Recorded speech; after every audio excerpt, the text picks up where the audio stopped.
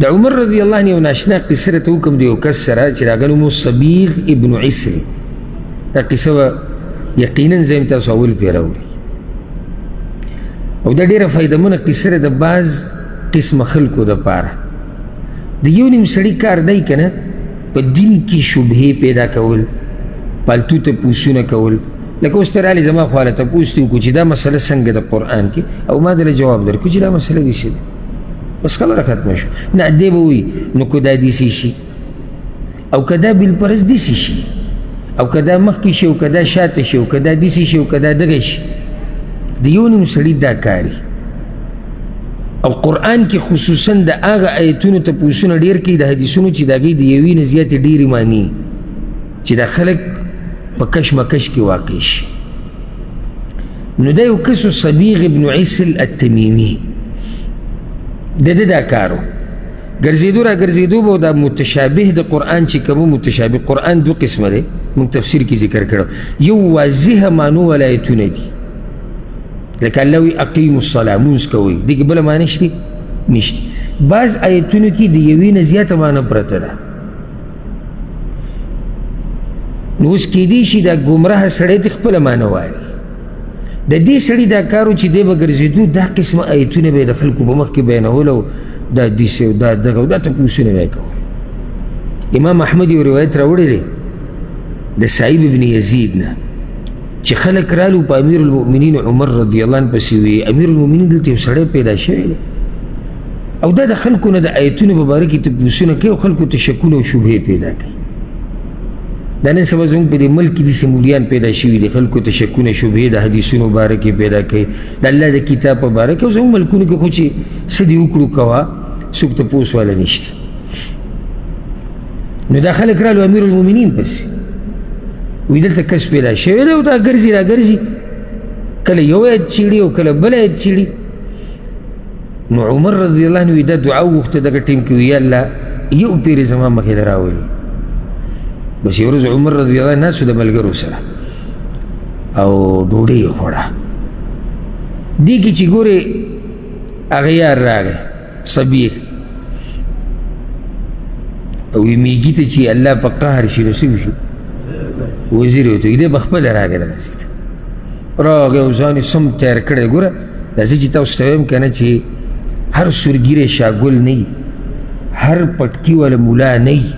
هر رومیال په سره چونکې تقوادار نه وي، هر سپینو جامو والا رښتینی نه وي. ته به تحقیق کې، ته به معلومات کې. هر سړی چې تا دوکه کوي که نه تا په دین کې او ستا دین ته نقصان در رسوي او ستا دنیا ته نقصان در رسوي، دین او دنیا دواړه. او په دې خبره زه غواړم چې پښتانه ډېر پوه شي ځکه چې پښتون هغه قوم دی چې د ده دوکه کول ډېر اسان دي. په دې باندې خفه کېږئ نه، د پښتون دوکه کول دا د نورو قومونو په نسبت ډېر اسان دي. یو څو جذباتي خبرې ورته وکړه والله که دی په ځان بیا پوه شي. هر سړی چې کله تا دوکه کوي که نه هغه به لباس ډېر ښایسته اچوي او هغه به داسې خبرې کوي چې هغه به ستا دا زړه غواړي او تا به خفه کوي نه، تا به دوکه کوي. نو په دې طریقې سره ته دوکه کېږي. دا صبیغ چې کله راغی مزیدارې تکې سپینې جامې او پټکۍ یې په سر کړی لکه سم غټ مولا چې راغی د امیر المؤمنین سره کېناستو، ده سره هم ډوډۍ موډۍ وخوړه. چې څنګه ډوډۍ ختمه کړه د دې بدبختۍ ته اوس ګوره یا امیر المؤمنین زما یو سوال دی. هغه وایي څه سوال دی؟ دا اوس عمر نه پېژندو چې دا صبیغ راغلی دی، حالانکه عمر رضی الله عنه خو غوښته چې دی راشي چېرته مخې له. وی زما یو سوال دی. وی څه سوال دی؟ وی الله چې وایي والذاریات ذروه فالحاملات وقرا، مسلې راواغسته حقه چې څنګه دا تپوس وکړو. الله رب العزت دومره پوهه ورکړې وه عمر رضی الله عنه. وی انت هو هغه ته یې که ډایرکټ ورته وي هغه ته یې که غلی شو چې خدا دی چې غلی شو خدا دی وی پسې پاسېدو او دا لستوڼي داسې بره کړو او وی دومره وو چې دا پټکۍ دې کته ورېدو او بیا یې دې ملګرو ته ووی دی د ده کلي او علاقې ته ویسئ دقه شان او هلته دې دی ودرېږي او اعلان دې وکړي چې صبیغ تلی او د امیر المؤمنین نه د مسلې تپوس کړی دی او دا علي ورسره کړی او دقه شان شو. خلکو اوچت کو ویوړو کلي علاقې ته هلته ودرېدو وی ما د امیر المؤمنین نه د مسلې تپوس کو او ما سره دا حل کړی دی الله اکبر وی فلم یزل وضیعا فی قومه حتی هلک د مرګ پورې دا سړی بیا د ذلت جوړې په خپل کلي کې تېراو ولې امیر المؤمنین دی دې ذلیله کو ځکه چې د الله د کتاب نه مسخره جوړه کړې او چې داسې مخنیوی ونه شي که نه نو بیا چې چا څه ووایي لکه نن سبا د سوشل میډیا دور دی چې چا د دین په باره کې څه ووایي او څه بیان کړو څوک دې تپوس نه کوي وجه دا دی چې مخنیوی نه کېږي امام دارمي دغه قصه راوړې ده هغه داسې ده سلیمان ابن یسار رحمه الله وی مدینې ته یو کس راغی د هغه نوم و صبیغ وی چې راغی هغه د مدینه کې ګرځېدو د قرآن د متشابه آیتونه چې دي د دې په باره کې به کله د یو سره بحث کو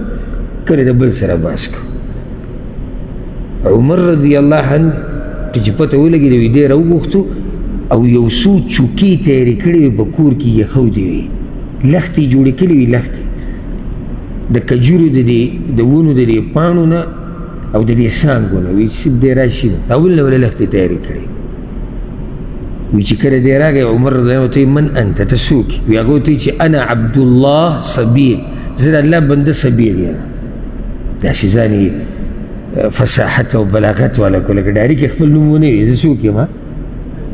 زه د الله بنده صبیر یم د علم سره ډېر داسې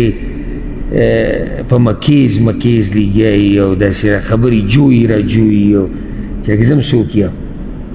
او ده ته پته نه وه چې دا مخامخ چې څوک دی نه د ده سره دا قصه نه چلېږي نو هغه ورته وایي وانا عبدالله عمر زه د الله بنده عمر یم ته د الله بنده صبیر او زه د الله بنده عمر یم او وی دومره وو په دې چوکو چې د سر د وینه روانه شو وی چې کله د وینه روانه شو دوی چې حسبک یا امیر المؤمنین امیر المؤمنین نور بس هغه زما په سر کې چې څه وو او څه قصه هغه ټوله ختمه شوې ده قد ذهب الذي كنت اجده في راسي زما په دماغو کې چې به کومې مسلې راتلې او کوم تپوسونه هغه ستا د دې ګزارونو سره څه شو هغه د دې ګزارونو سره ختم شي یو نیم سړي له چې دا ګزارونه نه یې ورکړي د دماغ زیله نه راځي ده ته به چا نصیحت نه کړی دا خو د صحابه کرامو دور دی ده ته به څومره خلکو نصیحت کړی چې د الله بنده ویرېږه د الله نه دا ته څه ګړې وړې وې خو چې دا چوکې د نه وې خوړلې او د دې دا خونې نه وسکلې نو دی غلی کېدو نه ګوره دا موږ چې وایو که نه د حکومت او خلیفه او مشر په مسلمانانو باندې دا رحمت دی ای کې ډېر حکمتونه دي ولې الله رب العزت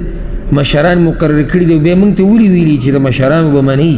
الا دا چې د الله په نافرمانۍ کې یو حکمت پکې دا دی چې د ده په لاس الله هغه کار کولی شي چې هغه د عامو خلکو په لاسونو هغه نه کېږي دا چوکه بل چا نه شو استعمالولی خو چې کله د امیر المؤمنین خواله راغی او یو څو چوکې وو نو دماغ یې له زیله راغلو